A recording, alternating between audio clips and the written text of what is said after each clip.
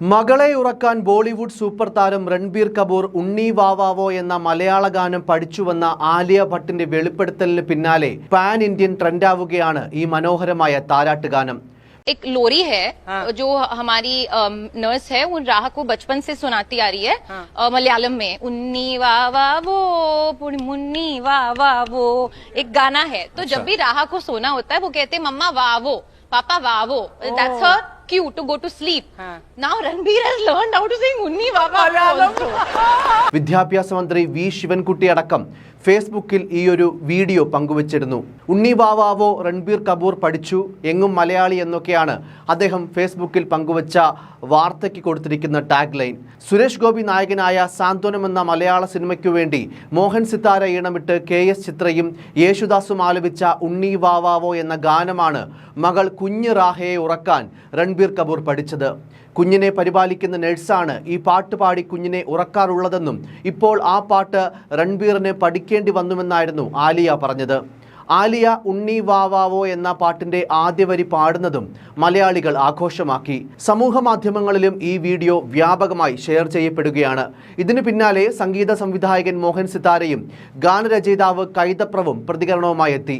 1991 ഇറങ്ങിയ സിബി മലയിൽ ചിത്രം സാന്ത്വനത്തിന് വേണ്ടി മോഹൻ സിത്താര കൈതപ്രം ടീം ഒരുക്കിയ പാട്ടാണ് ഉണ്ണി വാവാവോ.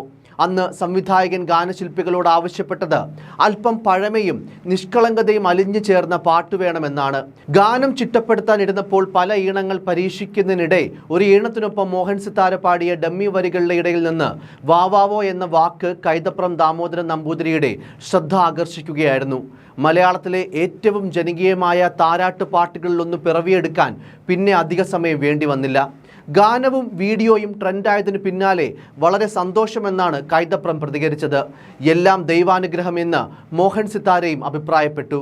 ആലിയയുടെ വാക്കുകൾ ഇങ്ങനെയായിരുന്നു: ഞങ്ങളുടെ നേഴ്സ് കുഞ്ഞിന് ചെറുപ്പം മുതൽ പാടിക്കൊടുക്കുന്ന ഒരു താരാട്ട് പാട്ടുണ്ട്, ഉണ്ണി വാവാവോ പൊന്നുണ്ണി വാവാവോ എന്ന മലയാളം പാട്ട്. ഇപ്പോൾ റാഹയ്ക്ക് ഉറങ്ങണമെങ്കിൽ അവൾ പറയും മമ്മ വാവോ പപ്പ വാവോ. അതിനർത്ഥം അവൾക്ക് ഉറങ്ങണമെന്നാണ്. രൺബീർ ഇപ്പോൾ ആ പാട്ട് പഠിച്ചെടുത്തു. ചിത്രയും യേശുദാസും പാടിയ വ്യത്യസ്ത പതിപ്പുകൾ ഉണ്ടെങ്കിലും കൂടുതൽ ജനകീയമായത് ചിത്ര ആലപിച്ചതാണ്. കുറച്ചുകൂടി വേഗമുള്ള താളമായത് കൊണ്ടാകാം അങ്ങനെ സംഭവിച്ചതെന്നാണ് സംഗീത സംവിധായകന്റെ അഭിപ്രായം. യേശുദാസ് പാടിയത് അതേ ഈണത്തിൻ്റെ കുറച്ചുകൂടി ശോകഭാവം നിറഞ്ഞ പതിപ്പായിരുന്നു. ശങ്കരാഭരണം രാഗഛായയാണ് പാട്ടിനുള്ളതെങ്കിലും ഒരു രാഗം തീരുമാനിച്ച് ചിട്ടപ്പെടുത്തിയതല്ല താൻ ഈ ഗാനമെന്നും മോഹൻ സിത്താര പറഞ്ഞു. ആളുകൾക്ക് ഒരു മൂളിപ്പാട്ട് പാടുന്ന അനായാസതയോടെ പാടാൻ പറ്റണമെന്ന് മാത്രമാണ് ഈണത്തിൻ്റെ കാര്യത്തിൽ ശ്രദ്ധിച്ചത്. താരാട്ടുപാട്ടായി ഉണ്ടാക്കുന്ന പാട്ട് കേട്ടാൽ കുട്ടികൾ ഞെട്ടി എഴുന്നേൽക്കരുത് എന്ന ജാഗ്രതയോടെയാണ് ഓർക്കസ്ട്ര ഒരുക്കിയത്. അതുകൊണ്ട് തന്നെ തബല, ഡോലക്, വയലിൻ, വീണ, ഫ്ലൂട്ട് എന്നിങ്ങനെ വളരെ കുറച്ച് സംഗീതോപകരണങ്ങൾ മാത്രമാണ് ഉപയോഗിച്ചതും. അന്ന് ഗാനമേളകളിലും പിന്നീട് സമൂഹ മാധ്യമങ്ങളിലും പാട്ട് ജനകീയമാകാൻ ഇതും ഒരു കാരണമായിരുന്നിരിക്കാമെന്നും അദ്ദേഹം പറഞ്ഞു. ചെന്നൈ AVM തിയേറ്ററിലാണ് പാട്ട് ജന്മമെടുത്തത്. 3 വർഷങ്ങൾക്ക് മുൻപ് റീമാസ്റ്റർ ചെയ്ത പതിപ്പും യൂട്യൂബിൽ അപ്ലോഡ് ചെയ്തിട്ടുണ്ട്. 1.5 കോടി വ്യൂസും 43,000 ലൈക്കുകളും 3000-ന് മുകളിൽ കമന്റുകളും ഒക്കെ ഈ പാട്ടിന് ലഭിച്ചിട്ടുമുണ്ട്. കമന്റുകളിലെല്ലാം തന്നെ പാട്ടിന് പിന്നിൽ പ്രവർത്തിച്ചവരെ അഭിനന്ദിച്ചുകൊണ്ടുള്ളവയാണെന്ന പ്രത്യേകതയുമുണ്ട്. ആലിയയുടെ വീഡിയോയുടെ കമന്റ് ബോക്സ് നിറയെ മലയാളത്തിലുള്ള രസകരമായ പ്രതികരണങ്ങളാണ്. മലയാളികൾക്ക് ഉണ്ണി വാവാവോ വെറുമൊരു പാട്ടല്ല, വികാരമാണ് എന്നാണ് മലയാളികൾ കുറിച്ചത്. മലയാളി കുഞ്ഞുങ്ങളുടെ ദേശീയ ഗാനമാണിതെന്നായിരുന്നു മറ്റൊരു ആരാധകന്റെ കമന്റ്.